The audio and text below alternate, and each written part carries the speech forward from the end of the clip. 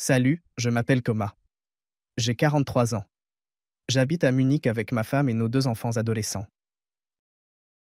J'ai grandi dans une petite ville située à quelques kilomètres de Munich et je reste en contact avec mes parents et mon frère aîné qui vit également dans cette région du pays. Malgré quelques bobos, je suis en forme.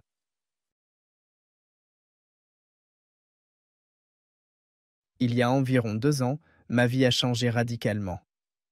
J'ai soudainement été envahi par un sentiment de malaise et d'irritation et j'ai commencé à me sentir désespéré sans aucune raison. J'ai perdu tout intérêt pour ce qui m'entoure, rendant mes journées insupportables. Les interactions courantes avec ma famille sont devenues de gros problèmes, me faisant parfois perdre mon sang-froid. Mes nuits étaient tout aussi misérables. Si je me réveillais tôt, ce qui était souvent le cas, je ne pouvais pas me rendormir et je ruminais sans fin sur les choses. J'étais constamment fatigué et apathique. Même les bonnes nouvelles ne peuvent plus me rendre heureux.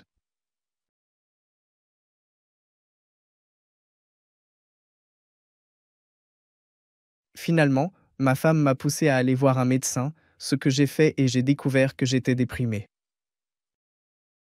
J'avais jamais entendu personne dire ça sur moi avant. Le médecin m'a expliqué que la dépression est un trouble courant et survient souvent par épisode. La pharmacothérapie et la psychothérapie sont les piliers du traitement.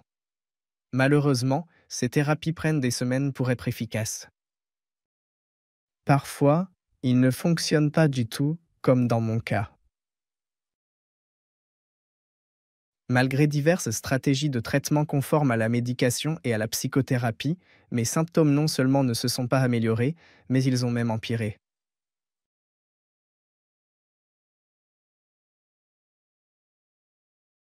J'étais complètement submergé par l'apathie et je me sentais sans joie et vide.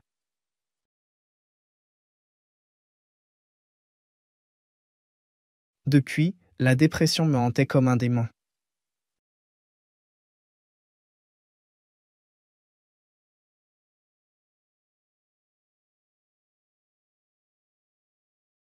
Je suis retourné finalement.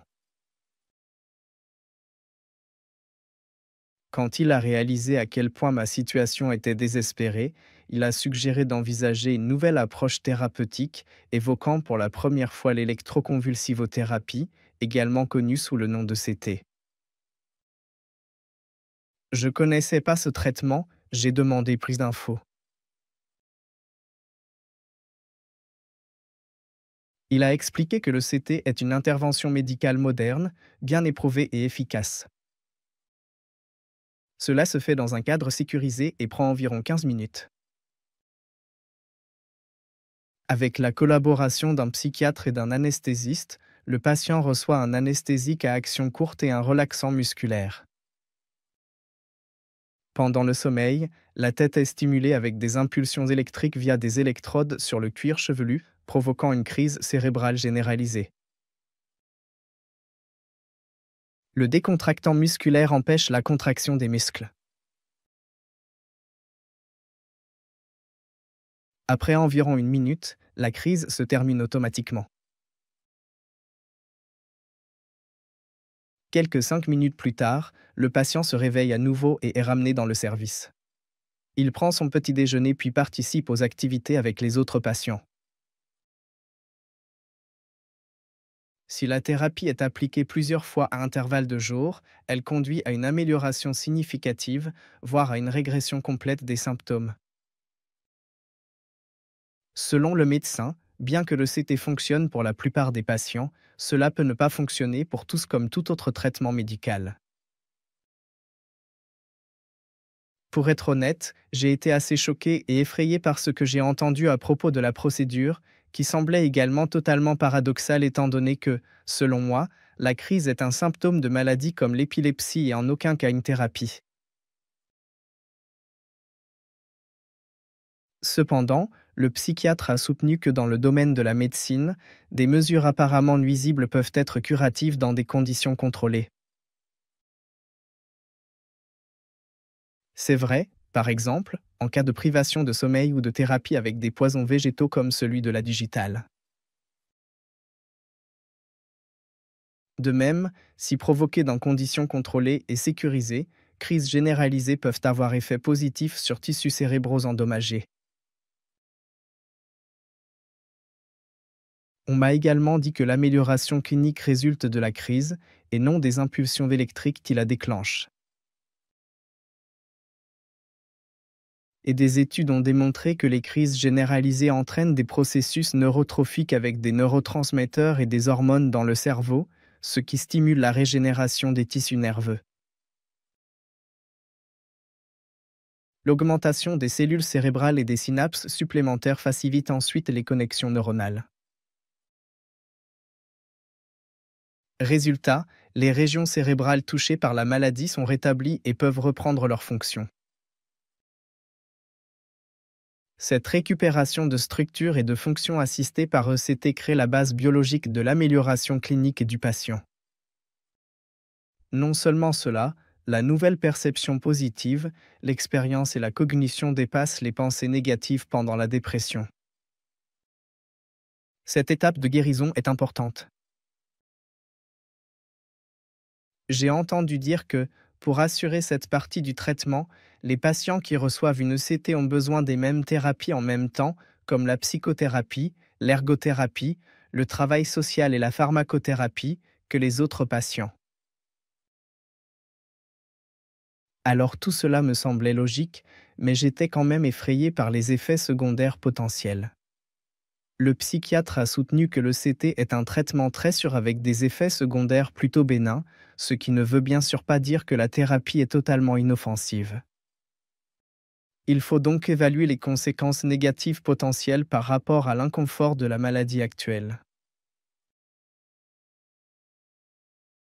Environ un traitement sur 30 000 peut entraîner des complications graves à potentiellement mortelles, ce qui correspond approximativement au risque d'une anesthésie brève en elle-même sans électroconvulsivothérapie, ECT. Certains patients souffrent de troubles temporaires d'apprentissage ou de mémoire pendant le traitement. Bien que cela me paraissait assez effrayant, on m'a dit que, en premier lieu, l'électroconvulsivothérapie aide généralement à améliorer la cognition des patients. Ça peut sembler contre-intuitif, mais lorsque l'ECT réussit, elle réduit en réalité les déficits cognitifs, qui sont un symptôme courant de la dépression. Deuxièmement, les effets secondaires cognitifs disparaissent généralement en quelques jours ou semaines et rarement sous forme de lacunes de mémoire insulaire à long terme. Perdre complètement la mémoire à la suite d'une ECT est un mythe. Troisièmement, j'ai appris qu'aucune étude dans ce domaine n'a encore trouvé de preuves de dommages liés à l'ECT sur les tissus cérébraux. Au contraire, il existe ample preuve de l'augmentation du tissu cérébral induite par l'ECT. L'autre aspect rassurant du traitement est que sa procédure peut être modifiée lorsque des effets secondaires cognitifs se développent. En prenant en considération ces risques par rapport à la souffrance causée par ma condition actuelle, je me sentais de plus en plus prêt à accepter le traitement proposé. Mais je voulais quand même connaître les chances d'amélioration. Le psychiatre a souligné que, dans la plupart des cas, les patients dont l'évolution de la maladie est défavorable reçoivent une ECT, mais dans 50 à 90% de ces cas, le traitement entraîne une amélioration significative de l'état. Bien que cela ne soit peut-être pas parfait, cela semblait d'une certaine manière préférable à changer de médicament, autre option. J'ai compris que pour la dépression résistante au traitement ou les symptômes graves mettant la vie en péril, l'électroconvulsivothérapie, ECT, est l'option la plus efficace, ce qui entraîne une amélioration rapide des symptômes. Mais les chances d'amélioration dépendent de facteurs tels que la durée de l'épisode et l'étendue du pré-traitement. Donc il est important pour des patients comme moi de bien connaître l'ECT à l'avance afin de pouvoir retourner à notre vie quotidienne le plus rapidement possible. Les explications réfléchies et approfondies du psychiatre m'ont rassuré et m'ont donné un nouvel espoir. Après avoir lu la déclaration de concept de plus près, j'ai décidé de la signer et de faire réaliser l'ECT dans un hôpital. Avant le premier traitement, j'étais super stressé. Les infirmières m'ont emmené dans la salle de réveil où un anesthésiste et un psychiatre m'attendaient. accès veineux posé dans main gauche. Ensuite, câbles ont été posés. Les étapes du traitement m'ont été expliquées soigneusement. J'ai reçu de l'oxygène par un masque, je me suis senti somnole et finalement je me suis endormi profondément.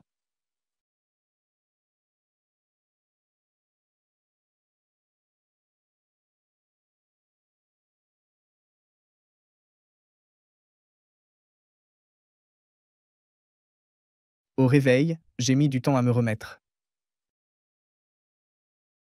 J'ai reconnu les soignants qui me traitaient.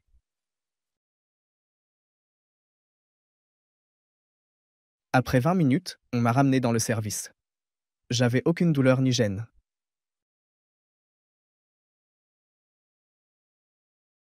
Dans les heures suivantes, j'ai suivi les thérapies de l'unité, m'habituant au traitement et perdant ma nervosité initiale.